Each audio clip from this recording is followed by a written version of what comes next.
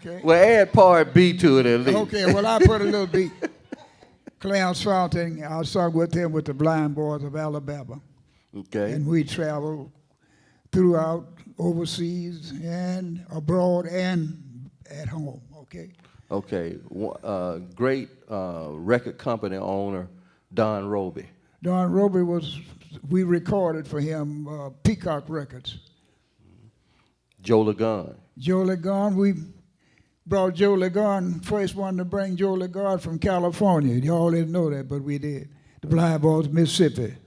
Okay. Brought Joe Ligon, the Mighty Clouds. He traveled with us, and we brought him in, introduced him to Peacock Records. Okay, I'm going too far. Okay, it's good. Let's see, Chess Records.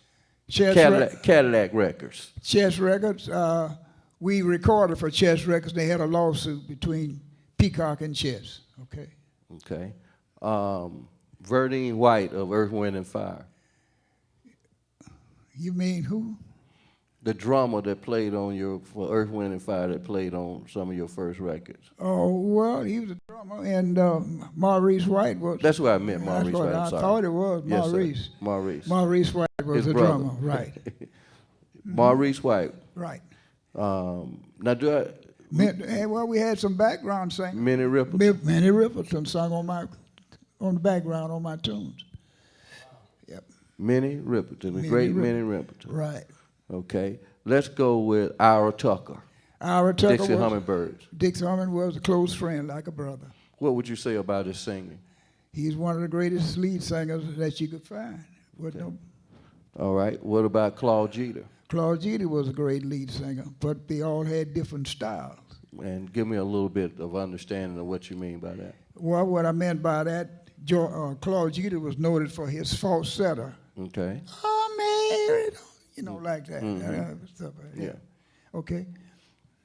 Let's talk about some of the female singers, like Albertina Walker. I was engaged to Albertina Walker. You were engaged to Albertina Walker. That's true. Huh? That's right. Okay, now we're in the pulpit now. I was engaged to Albertina Walker. So what else you want? Shirley Caesar. Shirley Caesar, like a sister. I sung with her month before last. I was at her church. Just like a sister. Shirley Caesar. Shirley Caesar. Okay, let me ask you a question. What? And this is for the audience. Anybody out there know the name Orlandus Wilson? I'm going to ask the audience. Anybody know the name Orlandus Wilson? Anybody? Paul Robinson, you know? No, not really. Okay. Anybody know the name? Okay. What about the Golden Gate Quartet? Okay. Golden Gate Quartet was one of the greatest quartets that ever sung, and they were so great they named the street after them in England, Golden Gate.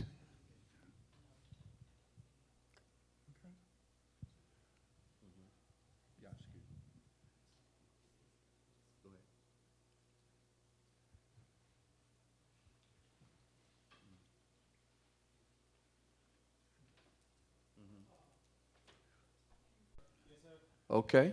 All right. Let me know. Give me a finger point. Well, at the 2016 American Gospel Quartet Convention, I'm George W. Stewart, and we've had a great time. Our theme is press sure towards the mark of the prize of the high calling in Christ Jesus, Philippians 3 and 14. And for these couple of days, we've just been pressing, and we've just been making ourselves sensitive to the voice of God, and obeying God is what we've been doing. And we always like to get people who have paved the way, sit them before us, and hear some information, and hear their personal testimonies. And sitting with me is a gentleman that I'm honored to share this platform with today, the one and only Mr. Roscoe Robinson. Can you put your hands together for Mr. Roscoe Robinson? He has many accolades. He's recorded with some of the great groups, inducted into the Hall of Fame with two groups. One, the Five Blind Boys of Alabama, and the Five Blind Boys of Mississippi. For the next few minutes, we're going to do as best we can to get into his life and give him an opportunity to share with us just a little bit about Mr. Robinson. So hello and welcome to the Legends Roundtable. Well, what would you like to know, Pastor Stewart? Well, let's get right into it. Give us your hometown. I was born in a little town called Dermot, Arkansas, but they call it Arkansas. And how many years ago was that? I was born May 22nd, 1928, so I'm 16. Can you count? Your arithmetic's all right? Well, that's... My next birthday, I'll be 88 if I'm here. Thank you for... Let's put your hands together. Let's put our hands together for that. Okay. All right, 88. 88, yeah. How many albums would you say that you recorded over the years? Albums? Yeah, well, I mean, that's going to be kind of strange to the folk who... Back in the day, they had that vinyl stuff, you know what I mean? You did some 78s? Great big old thing called 78. You did some 78s? Some 78s, you know what I mean? My God. Yeah. You did some 78s, some 33 and a thirds, and some 45. 45. Yeah, that's right. Great. First group you started singing with? The first group I started singing with was a group the first group I started singing with was my family group. Okay. Was my sisters and my nephew. We had a little group and brothers, but we didn't do too much. We just sang when my dad was a preacher, so we just would sing a little bit when he was there. My daddy could sing, and my mother played a juice harp. A juice harp? You ever heard of that? Yeah, don't you? Yeah, put it in there, press it across your teeth and do that. All right. She could play it too. She could play it. Oh, come on, man. Okay, give us your mom and dad's name. My mother's name was Willie Elizabeth Robinson. My father was named A.W. Robinson, which would initially, but his name was Asbury Robinson. Okay. And he was a minister in Arkansas, Dermot, Arkansas. Pastored 2 churches. All right. Yeah. So they think you were going to be a preacher? No, well, he used to whoop me, and he didn't think I was going to be nothing. Really. What would you consider your first big break in the gospel music arena? My first big break in the gospel music is when James Walker, the Dixie Hummingbirds, was with a group called the Southern Sons. Mm-hmm. Sam Cooke had been on a tour with his group, Highway QCs, and he traveled with Walker, did some tours with that group, and he came from Little Rock, Arkansas to get Sam to sing with him, with the Southern Sons. That was Cliff Gibbons, Earl Ratliff, and Clarence Hopkins, Southern Sons. So he went over. I was living in Gary, Indiana during the time, and he went to Chicago to see Sam. So when he went over to see Sam, told him, no, said, man, so he's going to keep his group together, the Highway QCs. But he would like to tell him who he thought could sing. So he said, well, who would you like to recommend? He said, well, I'd like to recommend my brother. He said, what brother? He said, I got a brother in Gary called Roscoe. He said, I think he can sing good enough to be with you. That's what he said. So in other words, to make it short, they came to Gary, and they said they had talked with Sam, and they would like to hear my voice. So I sit in the car and sang with them. By the way, I was working during that time. Helping my mother too. I was driving a truck for Mewson Fish Market. I ain't ashamed. Yeah, I was driving a truck.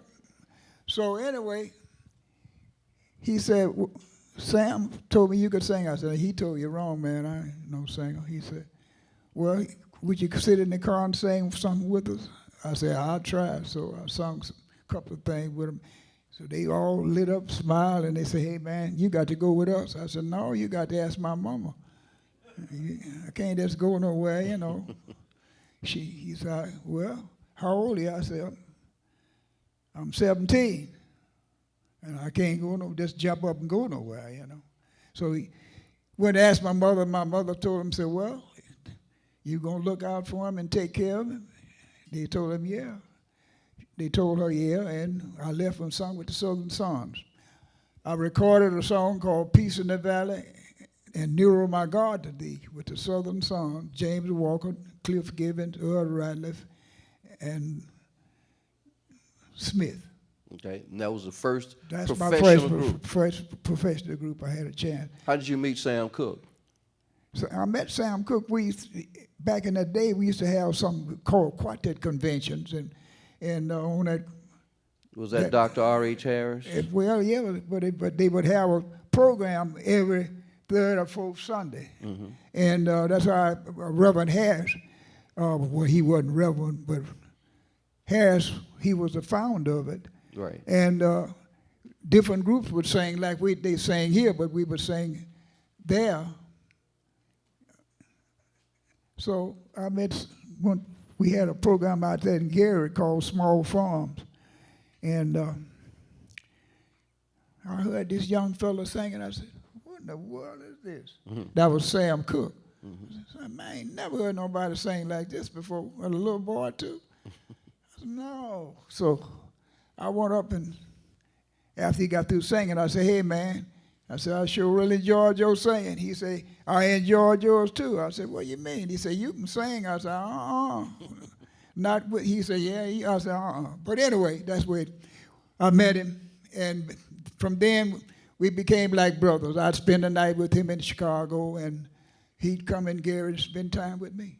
So there you go. How did you, and this is probably an unfair question, but on the day that he got killed, how did that affect you? Well, I'm going to say something to you. I hate to say it, but I'm going to say it. Well, we were in Miami with the Blind Boys, Mississippi. It had rained us out, me and Reverend Julius Cheeks, and the Knights. We couldn't get out of the hotel. So he suggested, because Sam was a close friend of his also, he said, "Man, let's call Sam and get where we can get out the hotel." When you say you couldn't get out of the motel, would you We didn't have no money to get out. Okay. That's right. That's what you meant. Yeah, you couldn't pay the rent. All right. So anyway, we called Sam and talked to Sam, and he said, "Hey, man," told us, "Hey, we're going to send us the money." And they tell me when he was killed, the money was in his pocket that he was going to send us. So Wow. there you go. Okay. So that when you got the news, it really was devastating, I'm certain. So what? It was devastating when you got the news. Yeah, it was. Well, it was hard to take because he's like family. You know what? He was just like blood. Yeah. And just like LC, just like a blood brother now. His brother, the one in Chicago now, he just like blood. I talk to him every week. Okay. So there you go. What's the largest gospel record you ever had? The largest gospel record I ever had was Sending Up My Timber. Sending Up My Timber. Yeah. Was that the biggest record that the Five Blind Boys of Mississippi ever had? Well, it was next to it. The biggest record the Blind Boys of Mississippi had was Our Father. Archie Brownlee sung it. But during the time he recorded Our Father, well, they wasn't paying as much as they was paying a little more what I recorded Sending Up My Timber. So Sending Up My Timber made me to be able to get more money on concerts than he was getting. Okay. All right, let's talk about something a little humorous. Okay. You told me a story one time about you being down in Texas and you guys were kind of competing a little bit with each other, and you got on stage and something started happening in the audience. You remember that story? Oh, yeah, we was traveling. We was traveling then with the gospel train. That was a caravan and Mighty Clouds of Joy, Swanee Quintet, and Davis Sisters. And we would take turns on opening up the concert. Like if the Clouds opened up today, well, the Blind Boys opened up tomorrow. We just go around till your turn comes up. So it's my turn to come up with the Blind Boys Mississippi. When I hit the stage, time I hit the theme song, I heard a lady holler. I said, "Oh, my goodness." And after a while, they went to hollering. I just stood up. Can I stand up? Yeah. I stood up and just pulled my coat back. I'm singing my theme. And after a while, somebody hollered on that side. I said, "Oh, my goodness." I took my coat off and threw it in the chair. I said, "My goodness." You know what it was? An armadillo was running up and down the aisle. That's true. That is the truth. Armadillo, they had to put him out. But I you thought, you just knew you was in the house man, that night. what you talking about? I'm breaking up thing. Now, that's the truth. Since this tape is going to be around forever, this tape that we're doing right now, and Okay. I'm honored to be here with you. You know, we talked last week, and we said we kind of want to do something like this, and we'll do something else as well. But I'd like for you to do just a little singing, you know, just nothing hard, but just something on here, on the tape. Whatever you feel led to do, just a little of it. Want me to do it? Acapella? Acapella. My goodness. Let me see. Still away, still away, still away to Jesus. Still always. Beautiful. Come on, put your hands together. Since you did that, let's talk about singing technically. You know, I'm sure now, you know, the guys in the years gone by, they would have to ride in cars, and I understand you guys would be singing as you would go, so you had a chance to perfect it, and the music wasn't as loud. Mm-hmm. So tell me about technical singing. There might be some singers listening. What, in terms of really trying to get your point over, how you use your voice, and, you know, tell me a little bit about that. We'd be traveling along, and maybe one of the fellas in the group say, "Hey, man, I got a song. You want to?" It'd go like this, and he'd start off singing, and then whatever part I was to sing or the other guys to sing, we'd sing it until we kept singing, and then after a while, they said, "Man, we ought to do this tonight when we get to the concert," and that's where it went. Okay, so a little bit deeper in that, you notice a lot of times, I notice vocalists just kind of scream everything through and overpower. Now, you were telling me something that the great Archie Brownlee, which some of you may or may not know, but Archie Brownlee was the lead singer for the Five Blind Boys of Mississippi. Mm-hmm. And no discredit to the Five Blind Boys of Alabama, mm-hmm. but the Five Blind Boys of Mississippi were the group. Yeah, well, the best group during that day. Right. Back in that day, they were. Yeah. Right. Archie Brownlee was one of the greatest lead singers I've ever heard in my life. Okay, and we're going to come back to him about how powerful he was. But he anointed you, if you will, to inherit the group. Is that correct? Well, he did. When I joined the group, mm-hmm. he had told me that he was sick, and he told me that once he go to doctors, this, that, and other, if I didn't want to see, because I didn't like the Blind Boys of Mississippi. I didn't like the Blind Boys. You said you were afraid of Blind. I was afraid of Shorty, the little tenor singer, looked like he's double jointed. He used to grab me. "I ain't gonna let you go." And just hold me, you know. So I didn't care for him too much. You know? But anyway, he said after he was sick and whatever, blah, blah, blah. So after that, hey, man, I stayed with him. And then he taught me and showed me different pointers and stuff, and mm-hmm. how to sing different songs, and how he said that I was singing too high, and I said, "No, I'm not." He said, "Yes, you are." And I said, "Well, I sing higher than you." He said, "No, you don't." So he proved that he did sing higher than me, and mm-hmm. he said all of that was not necessary to deliver mm-hmm. to just deliver the word of God. He said, "You can talk and deliver the word of God. You ain't got to be up there screaming. So if it's what you're saying, what God's word, you can just talk about it. So you ain't got to be up there in the air." Yeah. I said, "Well, that's where I want to be." He said, "Well, you have to come down."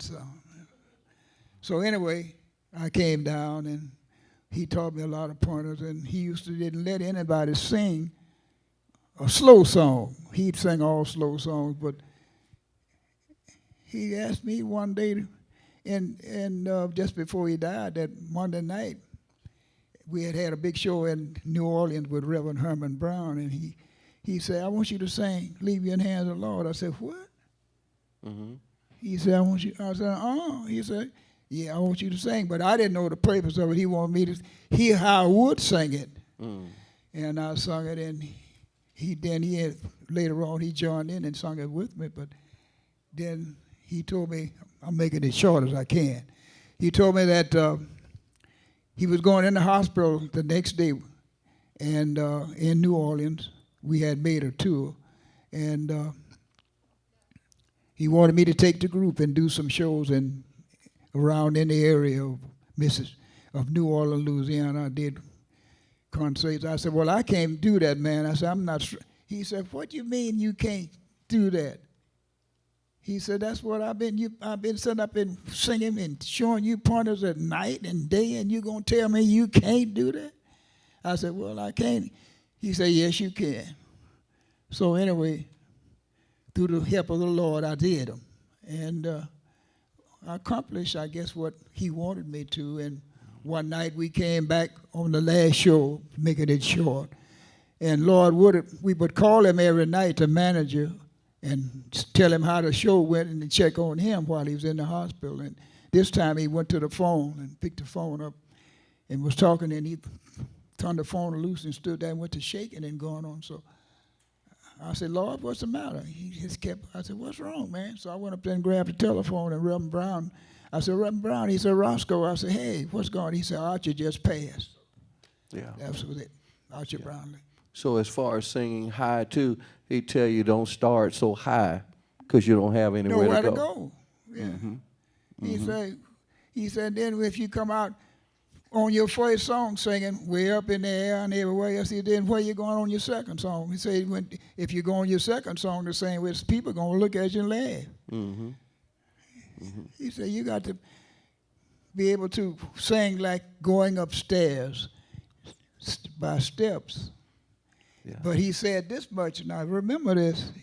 They said he was a devil, but he said this: you can't do nothing without God. Did you hear what I say? All right. Tell me, Archie Brownlee considered one of the hardest gospel singers of all time, would you say?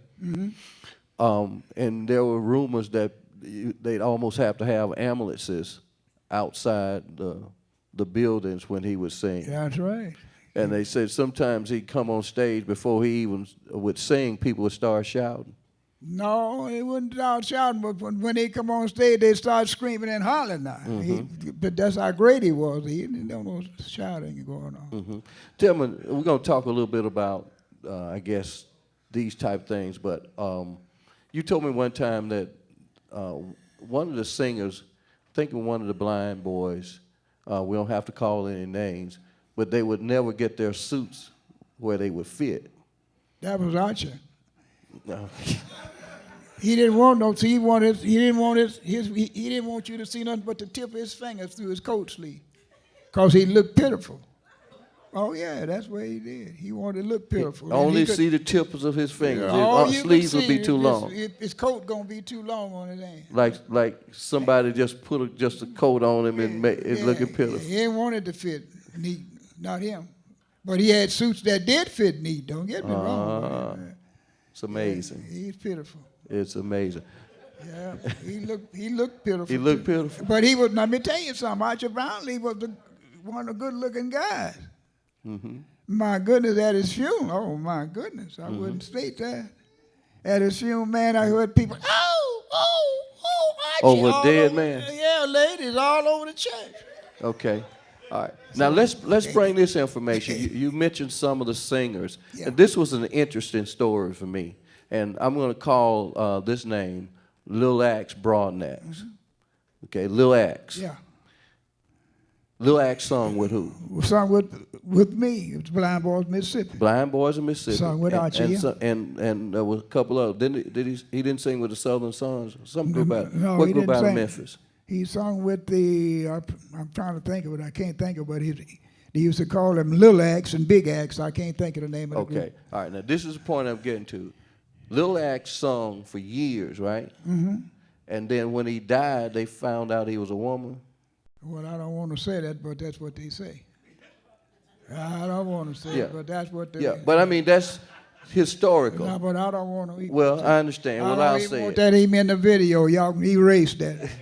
No, I'm serious. You know, I ain't know nothing about Okay, that. all right. We'll take this out Take of the that video. out. All right. I don't even Put the want to know camera on me. Yeah, take that out. I don't even want that. Okay. Now, this is why I'm saying it. Because, okay, well, I'm not going to make you uncomfortable. Okay. All right, well, let's move on. Take that out of the video. Please take it out. And let me say, in case it doesn't come out, Mr. Roscoe Robinson. Didn't have anything to say about it. So, one day when we're not on camera, Yeah. but you can Google it, Little Axe, Broad Axe. And that's just history. I mean, but the interesting thing about it was that went on. Not that he was parading around like that. It was just. But you know a funny thing, I never. Well, you say you didn't want to say nothing about it. Well, Now, don't get okay. in it. I don't. I really don't. So let's drop that part. Just drop that. Leave that alone, right? Yeah, yeah. All right. Okay. Well, let's talk about something else. Okay. Let me say this to you. They say that every people say wrong things about Julius Cheeks, Reverend Julius Cheeks. He was a drunkard, but I believe he knew God. Mm-hmm. He had to. Mm-hmm. Let me tell you what happened once. We were in Columbus, Georgia. A guy down there promoting was named Ed Mandel. He'd have two concerts, one at 3 and he'd have one at the night show around 8. And that 3 o'clock concert, they would have the same group. But the auditorium wasn't large enough. He didn't think where he wanted to make money to have, just one show, so he'd have 2 shows. So what happened was I was in service then. I was in the Army in Columbus, Georgia, and while I was there, Sam was on the show, Soul Stirrers and the Nightingales and David's sister, and Dr. Love Coates was down there, was on the show too also. But anyway, I'm trying to make it short. They called the Nightingales up to sing at the end. And Reverend Julius Cheeks had got in the spirit, so people was just shouting all over the place. And just shouting. It was at the end, so they had to take him out. They took him out and set him on the steps where the people was in line getting ready to come to the next show. If he shouted them people out there in that line. That were outside. On the outside. My goodness. So evidently, he had to know the Lord. So they say a lot of things about people.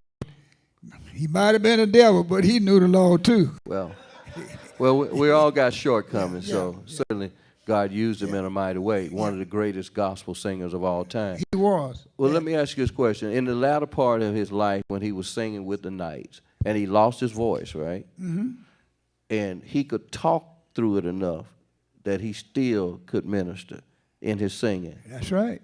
He would talk, but he could still sing. But what he was talking about, things that, man, it was just touching what he was saying. Yeah, I heard him at the latter part of his life, and he was talking about how the doctors, and he was he could illustrate it and paint a picture in the way he talked, how the doctors pulled the curtains and walked away and left him behind there, and how the Lord came in and touched him. Right, but one thing he said, though, it really, he got me with this one, and I'm going to say that right quick. The young fellow during the time of the, what was the name of that baseball team in New York? What was the name of them? That Jackie Robinson was with, whatever it was. Well, whoever it was. But anyway. Brooklyn. They was in the series, mm-hmm. And he went into the drugstore to say the young boy went into the drugstore to get his mother's prescription filled, and the pharmacist was so much into the game, he messed around and gave the boy the wrong medicine. And said the little boy went on back home because his mother was real sick, and the doctor realized, the pharmacist, what he did, and he called his wife. He said, Lord, I don't know what to do. I gave that young boy up a prescription, and if she take it, it's going to kill her. Said, I don't know why I did. I wasn't supposed to be doing what I did. And by that time, he said, the boy came back in the house, back in the drugstore crying. He said, asked him, could he fill that prescription again? Said, because he was running and he fell and he broke the bottle. Now, that got me. Yeah. Hey. So that's the kind of singer he was. He could sing and then he could illustrate Right. different things of what, make you really understand what he was singing about. Right. How much do you think Reverend Julius Cheek influenced Joe LeGun? Let me say this to you. I think C.L. Franklin encouraged Joe LeGun. Okay. That's my theory. Mm-hmm. Funny thing, I hate to say it, but I believe C.L. was his daddy. I shouldn't say that. You Now, believe- take that out, too. Please take that out. Please take that out the video, too, man. Snap it out right now. Yeah. Hey, Yeah. hey, listen. Take that out of the video. Please take it out. Tell me quickly. Tell me Quickly. Take it, Quickly take that out. Take it out, please. Okay. So, what else you like to know, Pastor? Now, who was whose daddy? No. Read But the I don't book. think Get the I book. don't think nobody influenced that Joe LeGun was in.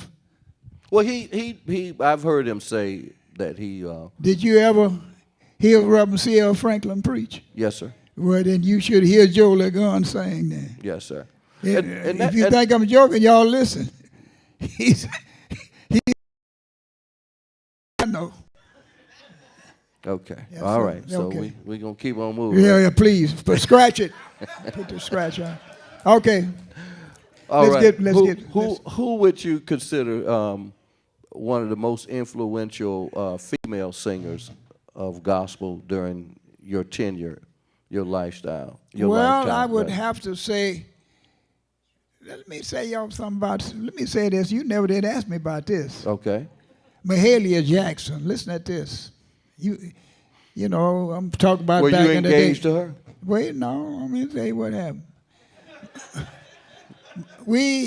I was in a group in Gary, Indiana called the Royal Quartet. We had a broadcast in Hammond, Indiana. Mahalia would come over and asked us, would y'all let me sing one song on your program because I got a program over there in Gary and we let her sing. You mean the great Mahalia Jackson? Wait. So we let her sing. So she come over. Sometimes we wouldn't let her sing. And after a while, we looked around. Mahalia Jackson was bigger than bubblegum. And Mahalia Jackson was the biggest female singer it was. And she would come over and ask if we wouldn't let her. We you let would her not, sing. or would not. Sometime we would, and sometime we wouldn't. But most of the time we did. Okay. And my nephew used to play keyboard for. I had a nephew called Joe Strother, Reverend Joe Strother. He was from Muskogee, Oklahoma when he passed. Mm-hmm. So there you go. I wanted to tell you about that. Well, that's a good story. Yeah. And you didn't let the great Mahalia Jackson sing. Yeah, sometime we didn't. But she wasn't a great Mahalia Jackson then. She was just like anybody else trying to make a name. Did she ever remind y'all that you didn't let? No, she never. She didn't bring it up. She was always a kind lady. Okay. She was a beautiful, kind lady. Name us about how many groups have you sung with in your life? I know you probably don't know. Had voice will travel. Yes, sir.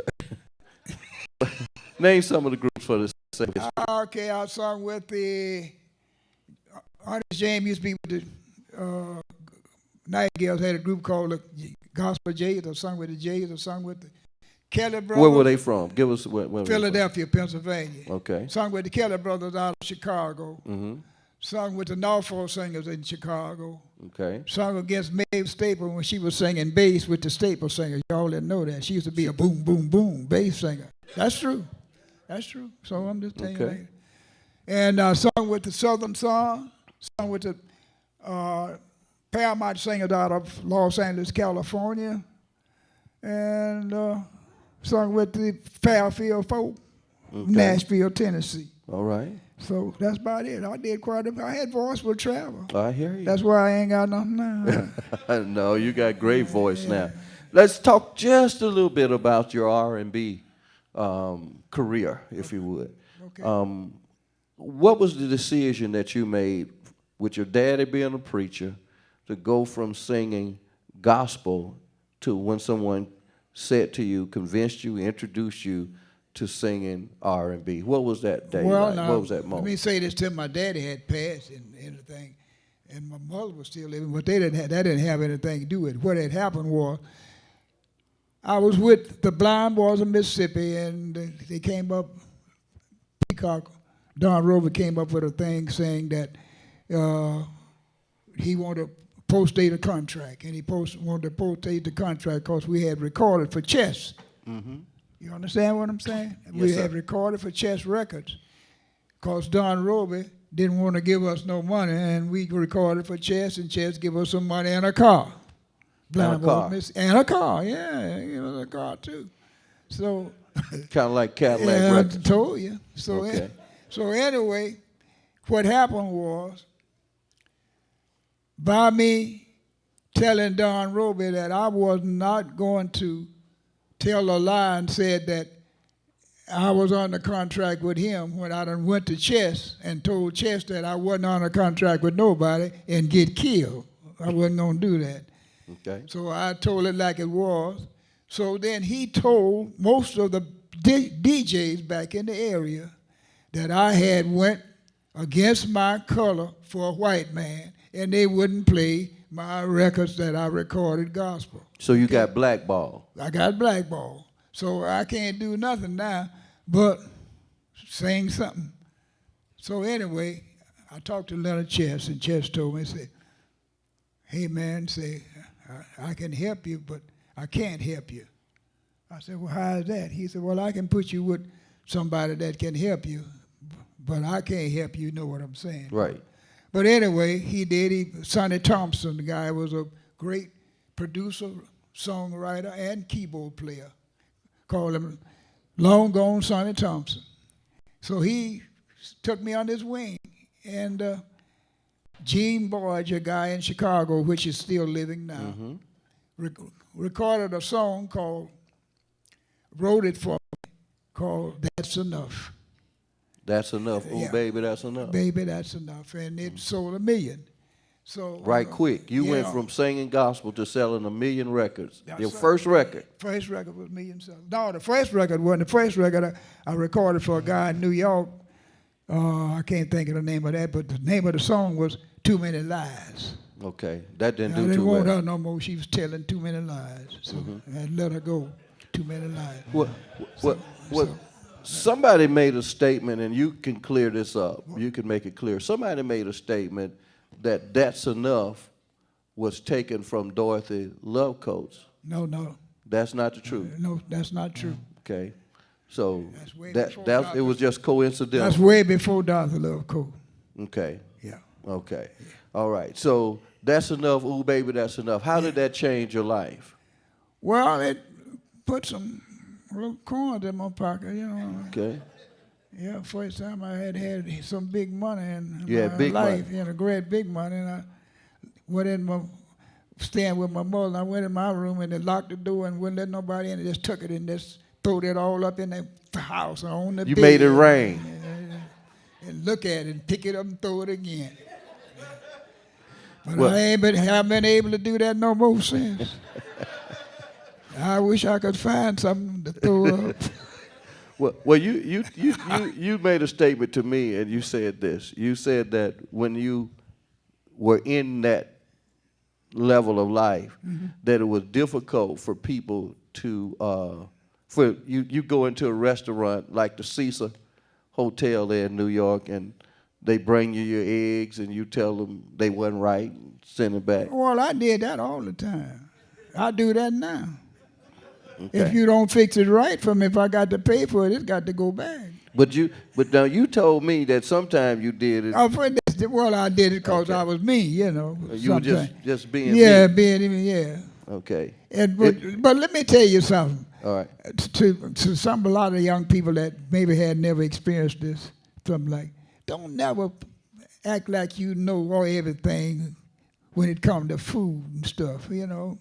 I was an Arkansas boy, and I went to this fine restaurant in New York and sitting down with my friend, and I looked up and I ordered shrimp cocktails. And they was eating chicken and steak and stuff. I said, "Man," and they brought me a little bowl out with, Get the mic. yeah, little bowl out with a little shrimp on top of it and some more stuff on it. So I eat that and sit down. So everybody was eating right now. I said, "Hey, Brother Robinson, it's time for us to go." I said, "No, I'm waiting on my shrimp cocktail.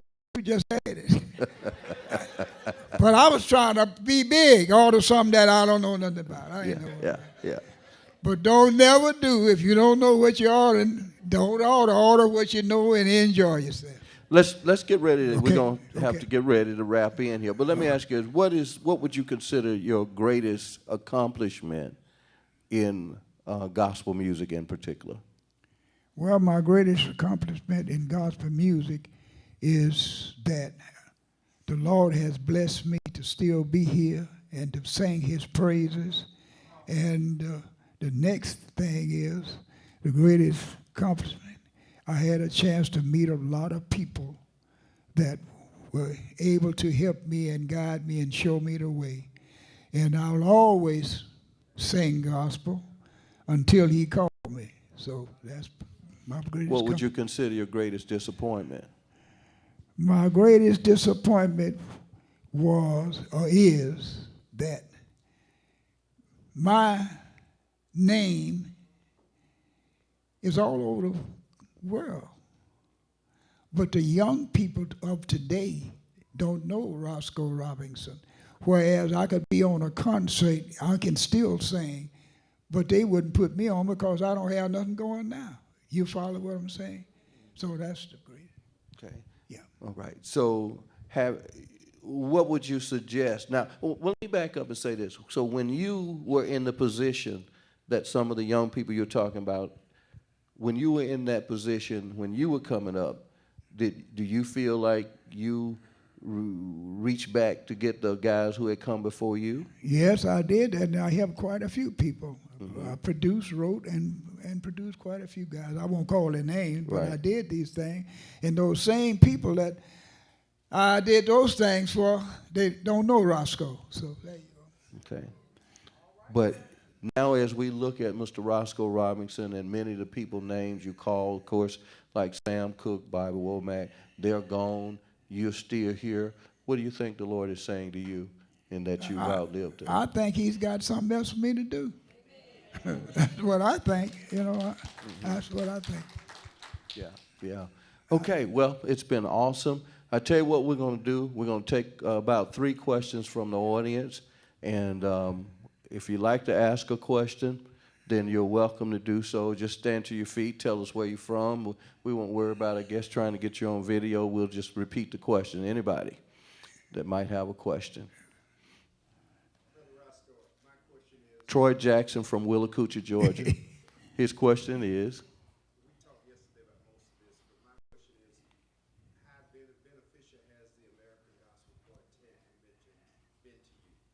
how beneficial has the American Gospel Quartet Convention been to you? The American Quartet Convention has did an awful lot of things for me. They kept my name alive. And they have put me in positions where I could meet new faces, people that seem to love what Roscoe has done and some of the things that he's doing. So I think the American Quartet Convention is a great convention, and I think that we should try to do more and more to try to keep it going on. Now, that's where I feel about that, Reverend Stewart. Well, thank you, sir. I love you for it. I love you, too. Okay. All right. Let me kiss you on top of the head. Watch it. So what is that? He said how much I had to pay you to say that. Oh, yeah, he paid me good. All right. Yes. All right. We got a mic set up here. How long you been singing? How long you been singing for? I've been singing ever since I was 9 years old, and I'm 88, just what to say. So that's quite a few years, ain't it? Yeah, quite a few years. Thank you. Okay. Another question? All right. And we're going to take one more after this, so if you want to ask a question, let's get in line so we won't have a lot of lapse of time here. Where do you see gospel music in the next 10, 20 years from now? Well, the way I see gospel music the next 4 or 5 years, it don't seem like it's going to be what it should be, because what they're trying to let all music sound alike. Mm-hmm. They've forgotten about the way gospel music, to sing, to feel the spirit. But I'm not saying that they can't sing. I'm not talking about the singers. I'm talking about what they're saying and the arrangements that they have. I've heard some gospel songs that I didn't know. I thought it was back when I was doing R&B. Because no, I'm being honest. I didn't even know it was gospel. I'm serious. I'm sure I'm not by myself. You see what I'm saying? So if they would keep that up, somebody's got to stay with the foundation. Did you hear what I say? Can I say this right quick? I talked to a young man about singing blues. You know what he told me? Man, I ain't gonna sing none of that old stuff. What I'm gonna sing other stuff? But that was the foundation of music. Mm-hmm. Blues, gospel, all of this was combined together. Back in the day, it was the foundation. Okay, thank you, sir. I got one other question. What would you tell young and upcoming groups to help them benefit from gospel music? Well, I would tell a young coming up group that first thing, make sure they know what they're singing about. Make sure that you're singing about God, the founder and the savior of the world. And the next thing, try to live what you sing about.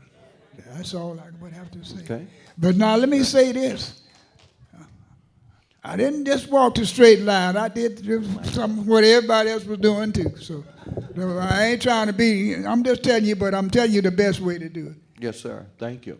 Question? Yeah, Bennett Borden from Solicar, Alabama. Archie Brown Lee, how much did that contribute to your style of singing? I noticed that you have a similar style of his singing, and I've really enjoyed his singing. Well, I would like to say to you that Archie Brownlee transferred himself into my style of singing. Thank you. Good question. When he'd sit up at night and tell me this, that, and other, and show me them different points. You see what I'm saying? Yeah. Well, we've had an awesome time talking to you, and it's never enough. Hopefully we'll get a chance to hear from you again and again and again, because it's years and years of wisdom, knowledge, understanding, spirit, and all of that. Let me say this. Yes, sir. I'm gonna leave you in the hands of the Lord. Oh, yes, I am. Mr. Roscoe Robinson. And you say you're 88 jumping off the stage like that? Oh, yeah, wonderful. Mr. Roscoe Robinson. Thank you for the time spent, the Legends Round Table. Let's put our hands together one more time. All right. Thank you so much. We're going to take a short break, get ready for tonight's service. We have some great honorees here tonight, and we're thankful for you guys being here. We know the weather's a little bit inclement, but thank God we have a wonderful roof on the building. The heat is on. And here's Mr. Roscoe Robinson. You tipping, aren't you? Yeah, I'm tipping. I just want to say that. I forgot to say it. I have. Let me say that. No, Can I say it? No.